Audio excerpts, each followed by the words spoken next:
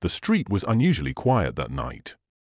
A soft breeze carried the faint scent of blooming jasmine from nearby gardens, and the streetlights cast long, wavering shadows across the pavement. My footsteps echoed lightly as I made my way back from the grocery store, my thoughts a jumble of work, deadlines, and the lingering hum of the day. It was then that my phone buzzed in my pocket. I pulled it out lazily, expecting a message from a colleague or a notification I could ignore. But the name flashing on the screen made my heart skip, a message from my African neighbor, Thomas. We'd exchanged greetings and occasional small talk before, nothing beyond casual friendliness. But the message read simply, "Hey, I'm home tonight. Want to come over for a drink?" I paused, staring at the screen. My first instinct was to decline. It was late. I had responsibilities, a life outside of fleeting curiosity. Yet something about the message made me hesitate. Thomas had always carried a quiet charisma, the kind that seemed to linger in the air long after he left a room. And now, the thought of stepping into his world at this hour stirred a mixture of excitement and unease inside me. I found myself pacing in my small apartment, the phone still warm in my hand. What would I even say? It's late. I shouldn't. But why do I feel like I want to? My mind flickered between caution and temptation, a tug-of-war I couldn't easily resolve.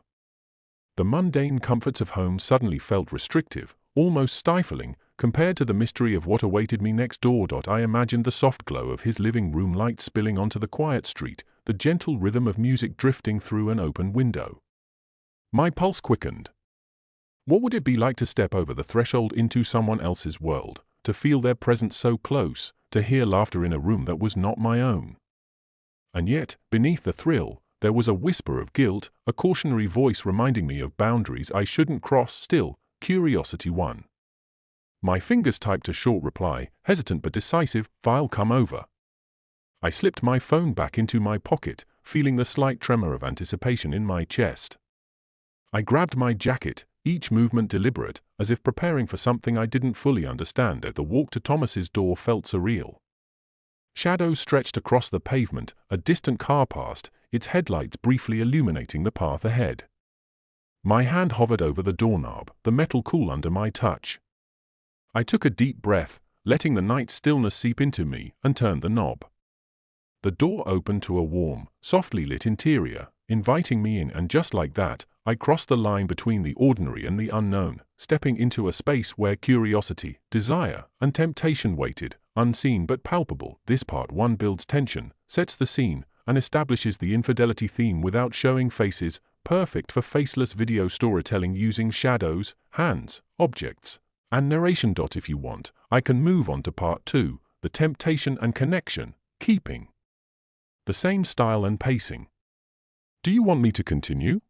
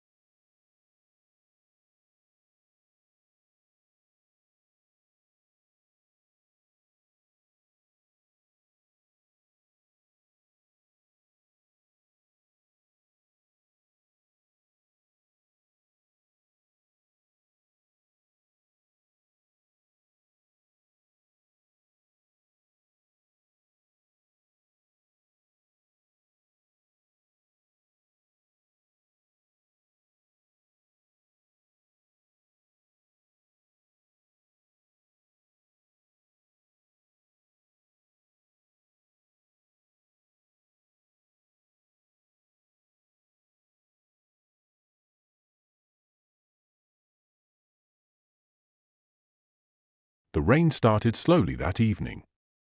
At first, it was just a soft tapping against the window pane, like someone drumming their fingers thoughtfully.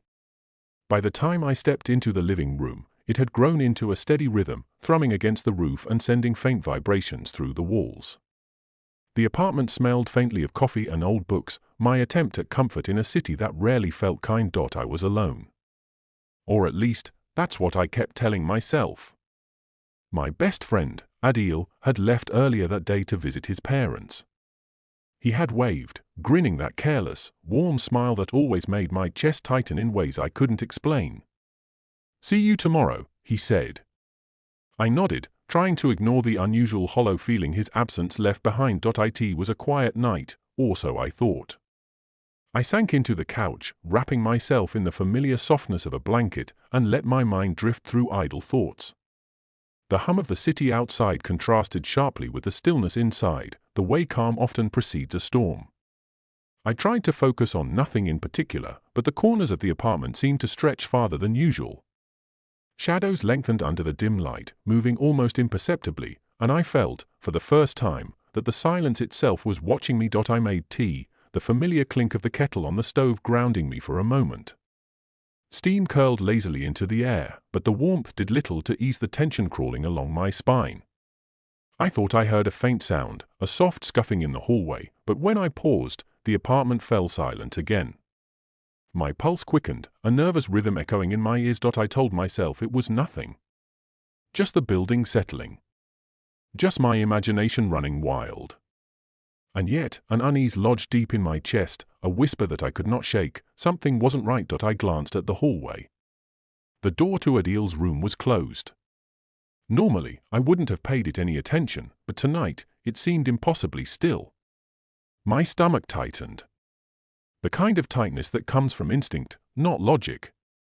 A chill slid down my spine as I realized that I missed his presence more than I expected, and more than I was willing to admit. Then I heard it again. A soft creak, deliberate and slow, coming from behind that door. I froze. I wanted to convince myself it was nothing. That I had imagined it. But the hairs on my arms stood on end. Something, or someone, was there. And my chest, my thoughts, everything inside me, told me I wasn't ready for whatever it was. For some reason, I couldn't look away. I had a choice, step forward or step back, and in that instant, I realized that everything, was about to change. If you want, I can continue with the rising action, 1,200 to 1,500 words, next, escalating tension, developing the conflict, and deepening the suspense. I stood there for a full minute, my hand still hovering over the cold metal of Adil's doorknob, my breath caught somewhere between my chest and my throat. The strange sound from inside had stopped. Silence returned, thick and expectant. Almost watchful. I didn't open the door, not yet. Instead, I stepped back and forced myself to breathe normally, convincing myself I was overreacting. Maybe I really had imagined it. Maybe the loneliness of the empty apartment was getting to me. It wouldn't be the first time my mind had turned shadows into something else, something more dangerous, more personal. I retreated to the kitchen, made tea I didn't actually want, turned on the TV for background noise, only to mute it again because the voices felt intrusive. Everything felt slightly off, like the frame of my life had tilted a few degrees without warning, but I told myself to relax. Adil was gone for the weekend. I was alone. Nothing unusual was happening, and yet, every few minutes I found myself glancing down the hallway, waiting for another sound. Another whisper. Another sign that I wasn't imagining the tension threading through the air. Around midnight, I gave up pretending to be calm. I sat on the couch with my legs pulled close, staring at the soft glow of the city lights outside the window. The weather had finally broken, the sky was darker, heavier, and the distant rumble of thunder vibrated through the glass. Storms always made me uneasy, maybe because they reminded me of moments I couldn't control. Moments when everything inside me felt loud and unrestrained, too close to truths I'd spent years burying. Truths like the reason Adil's smile lingered in my mind longer than it should. Truths like how his absence tonight felt more unsettling than any sound I thought I heard. I tried to distract myself with my phone. I scrolled through our old messages, memes, plans, nonsense voice notes. Nothing important, but somehow every word felt heavy with things unsaid. That was the problem with being best friends with someone you wanted more from. Every normal moment felt just a step away from emotional disaster. By 12:30, the tea had gone cold. By 12:45, the storm finally arrived. Rain hammered against the balcony with an intensity that made the windowpane hum. The lights flickered once, twice, then steadied, but the moment they dimmed, something else caught my attention. A shadow moved down the hallway, just a flicker, just enough to jolt me upright. I swallowed hard. "Hello?" I said into the quiet. Nothing, but I wasn't imagining things. Not this time. Someone was here, someone who shouldn't be. I stood slowly, heart pounding against my ribs so forcefully it almost hurt. My feet carried me back toward the hallway even as my mind screamed at me to stay put. This time when I reached Adil's door, I heard something unmistakable, breathing, not labored. Not panicked, just present and close. "Adil," I whispered before I could stop myself.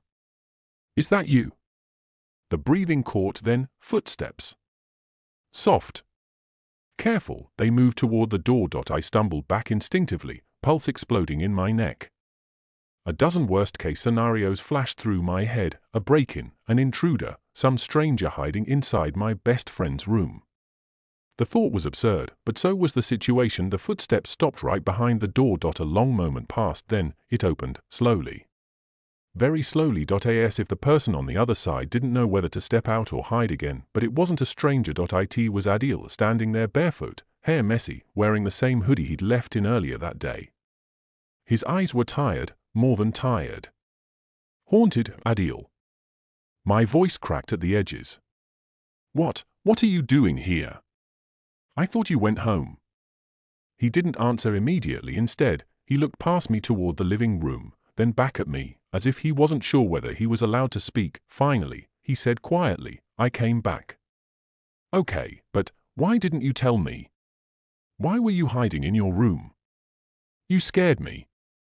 He rubbed the back of his neck, a gesture I'd seen him make only when he was either deeply stressed or deeply ashamed. "I didn't want to wake you," he said. "You weren't in your room." I replied. "I thought you were asleep on the couch," he murmured. And I didn't know how to explain. Explain what? The question hovered in my mind like a lit fuse. I stepped closer, searching his face. Something in his expression, some flicker of vulnerability mixed with fear, stopped me from pushing too hard. He wasn't lying. But he wasn't telling the whole truth either. "Adil," I said gently, "what's going on?" His breath hitched. He looked away. The storm outside intensified, wind howling through the narrow gaps around the windows. The sound filled the silence between us until his answer finally came, soft and shaky. "I couldn't go home." That was it.no explanation.no detail, just a confession heavy enough to sink the air around us. I waited, but he didn't continue. He stepped past me instead, into the living room, running his fingers through his hair in frustrated movements. He was pacing, something he only did when his thoughts were spiraling. "Adil," I said again, slower this time. "Talk to me. What's wrong?" His pacing stopped. His shoulders dropped. He took a long breath, one that looked more like surrender than relief. "I didn't go home because something happened." Every instinct in me sharpened. What happened? He didn't answer with words. Instead, he withdrew something from the pocket of his hoodie, a small folded piece of paper, creased and worn at the corners, like he'd been holding it for hours. He handed it to me without meeting my eyes. I unfolded it. My heart stopped. Inside was a handwritten note, just one sentence: "Tell him the truth before he finds out another way." The handwriting wasn't Adil's. I stared at the paper so long my vision blurred. What truth? Who wrote this? Adil looked up then, and the expression on his face, raw, exposed, almost frightened, made my breath falter. "That's why I came back," he whispered. I didn't know what to do. I didn't know who else to trust. I felt the world tilt again, the storm, the silence, the shadow in the hallway, his sudden return, the fear in his eyes. Something bigger was happening. "Adil," I said, voice barely holding steady, "what truth are they talking about?" His eyes locked onto mine, and for a moment I felt everything inside him trembling, like the storm outside had crawled into his chest. "I think," he began softly, "I think someone knows." "Knows what?" He swallowed hard. "About me. A beat, and maybe about how I feel." My mouth went dry. Feel about who? He hesitated, painfully, terrifyingly, then he whispered my name. My knees nearly gave out, but before I could respond, before I could process the shock, the possibilities, the implications, another sound cut through the moment. A loud, sharp knock at the front door. Adil's face drained of color. I turned toward the door, already feeling dread coil in my stomach. The knock came again. Harder this time. Thunder crashed outside at the exact same moment, making the walls vibrate. Adil, I whispered, unable to tear my eyes from the door. Are you expecting someone?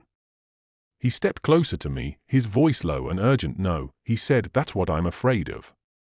The knocking continued. 3 times, rhythmic, insistent. Whoever was on the other side wasn't going away, and in that moment, standing in my dimly lit apartment with my best friend's fear pulsing in the air, I realized something. This wasn't just a misunderstanding. Wasn't just tension. Wasn't just unspoken feelings. Something was unfolding around us, something dangerous. Something connected to the note in my hand. I didn't know whether to open the door. I didn't know whether I wanted to know who or what was waiting on the other side. All I knew was that the night had shifted entirely and nothing between us would ever be the same again. If you'd like, I can continue with the climactic moment, 800 to 1,200 words, even more intense, suspenseful, emotional, and filled with slow burn tension. I still remember the way the air felt that evening, heavy, almost swollen, as if it were holding a secret it didn't want to release.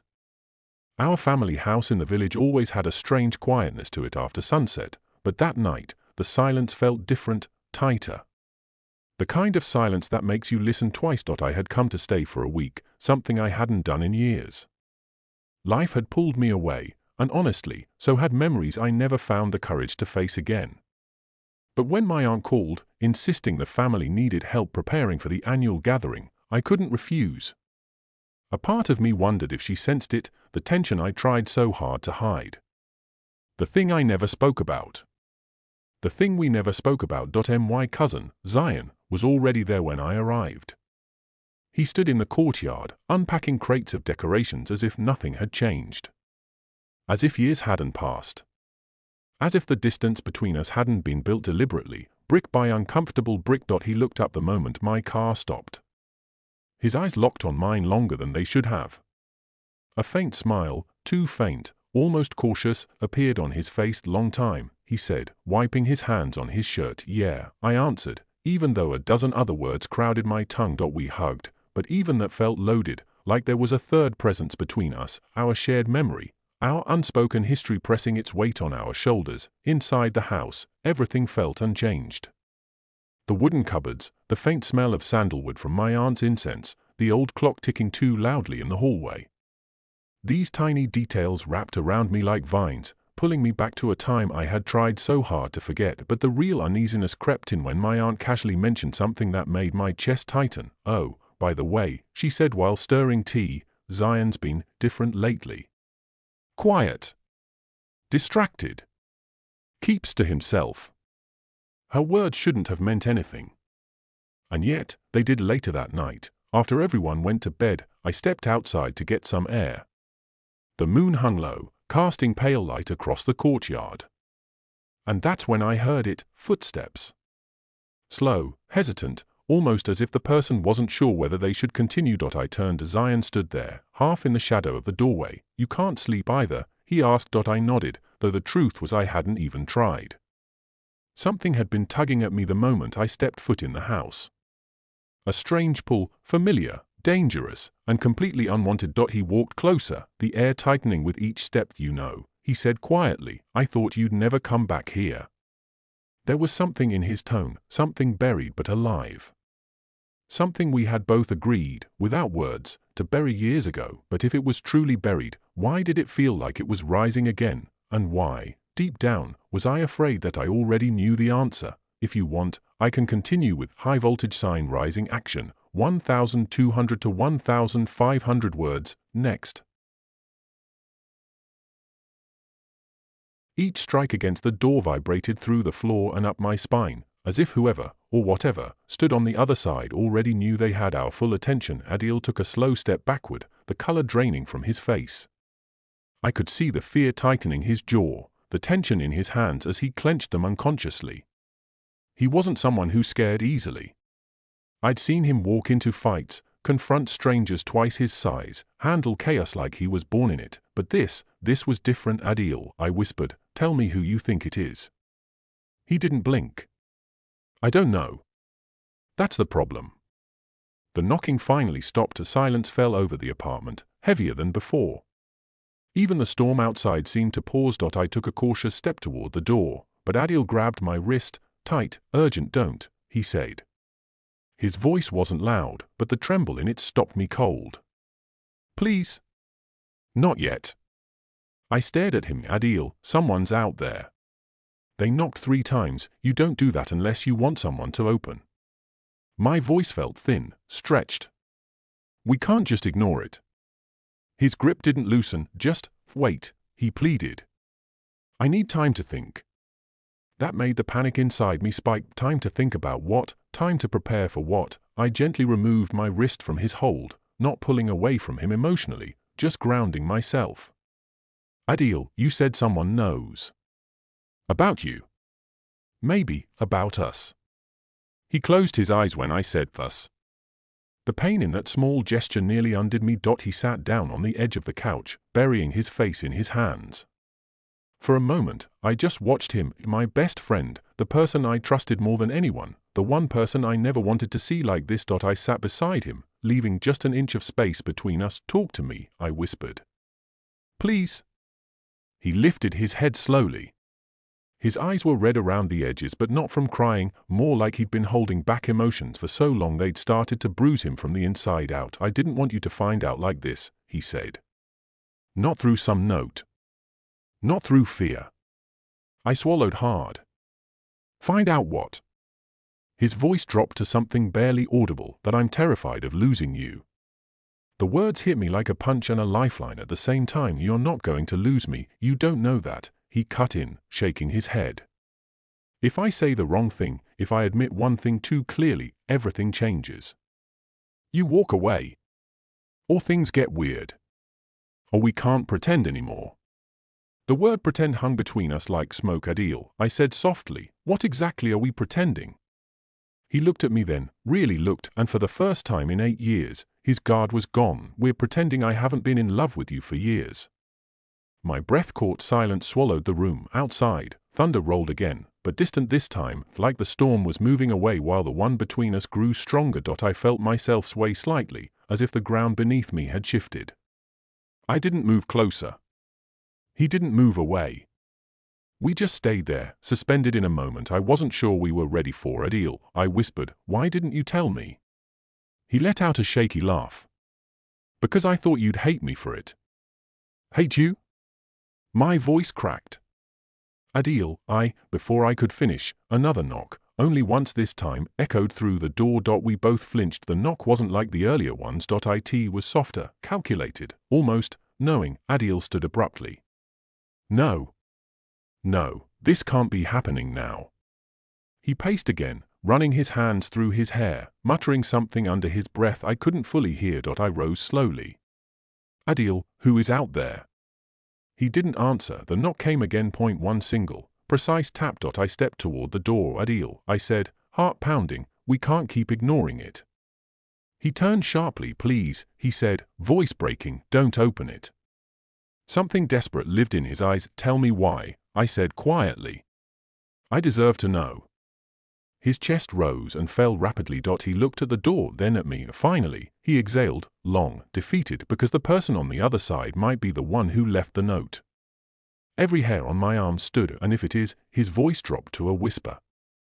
They know everything. I felt the room shrink around us. The shadows grew longer, the air grew colder. Everything. I repeated. He nodded once. My pulse hammered in my throat. What did you tell them? Nothing, he said quickly.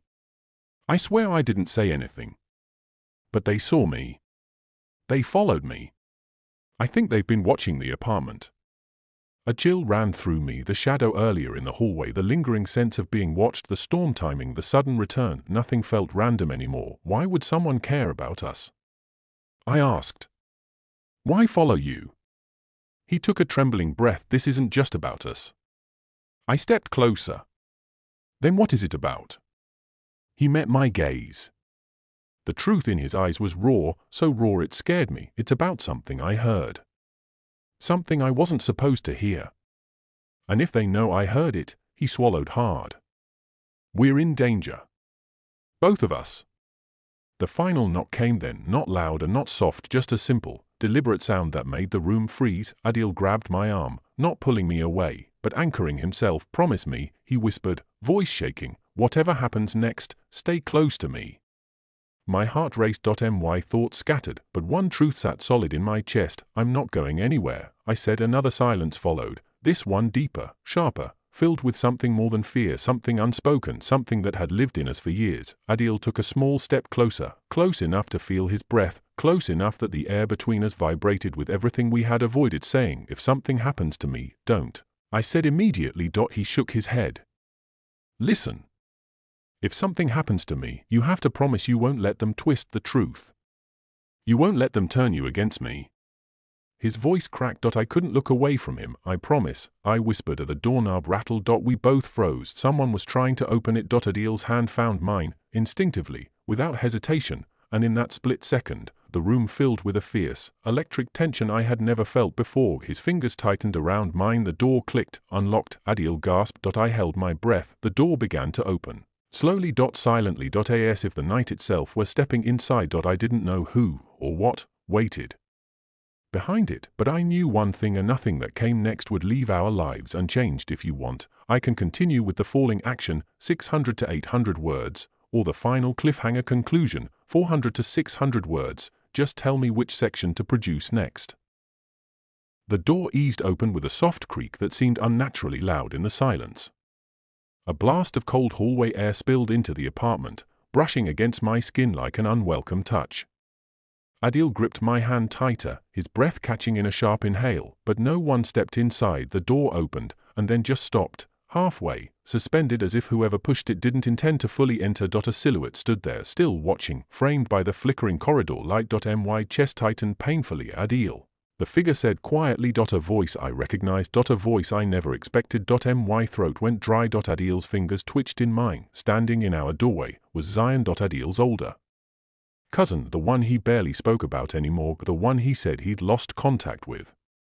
The one who had once been like an older brother to him, until something happened between them years ago that Adil never fully explained. My heart sank. Zion looked different, older, sharper around the edges, like the years had carved something cold into his features, but his eyes, dark, piercing, were the same, and right now, they were locked on our joined hands. Adil instantly let go of me, not slowly, not carefully. He snatched his hand away like it burned him. A sting shot through my chest. Zion stepped a bit closer, the light catching the outline of a folded paper in his hand. The same paper, the note, I whispered. Adil's face drained of color. Zion, you wrote that?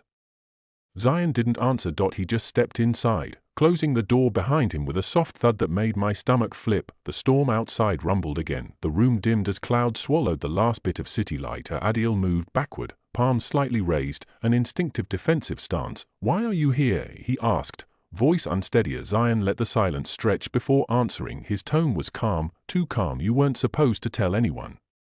Every hair on my arms rose. Tell anyone what? I asked, but he ignored me completely. His attention stayed glued to Adil, as if I were only a shadow in the room. Adil swallowed hard. I didn't tell. I swear, I didn't say anything. I panicked. I came here because I didn't know who else to trust. Zion's gaze flicked to me again. And you trusted him? Not a question. A statement, sharp, accusatory, heavy. Adil didn't answer. The silence was its own confession. Zion exhaled harshly, dragging a hand through his hair. You know what happens if the wrong people find out what you heard? I didn't tell anyone.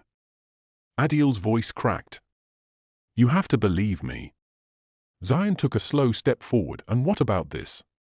He gestured toward the space between us. Does he know? Does he understand what you're about to drag him into? My heart slammed against my ribs. Adil, I whispered, what did you hear?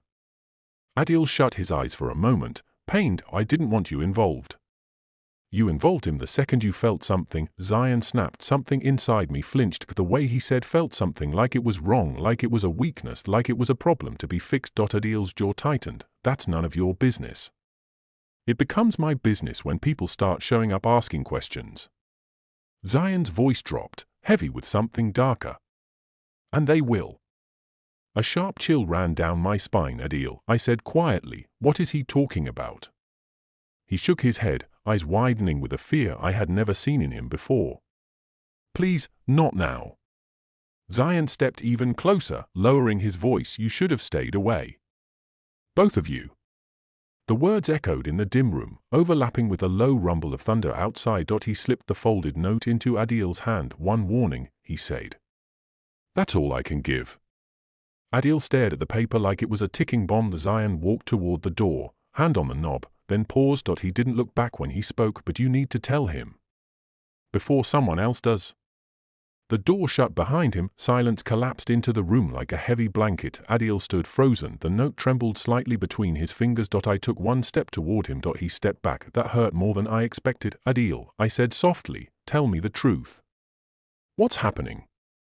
His eyes filled with a mix of fear and sorrow, two emotions that never belonged together until tonight. I didn't want you to get dragged into this, he whispered. I didn't want you to know what I know or what I feel. A beat. A painful, suspended moment. And now, he said, voice shaking, I think it's already too late. He didn't explain. He didn't come closer and he didn't push me away either. He just stood there, caught between confession and collapse, while the storm outside cracked open the sky. And for the first time since I'd known him, I realized I wasn't sure what danger we were really in or what truth would break us next. If you'd like, I can write the final cliffhanger conclusion, 400 to 600 words, even more dramatic, emotional, and unresolved.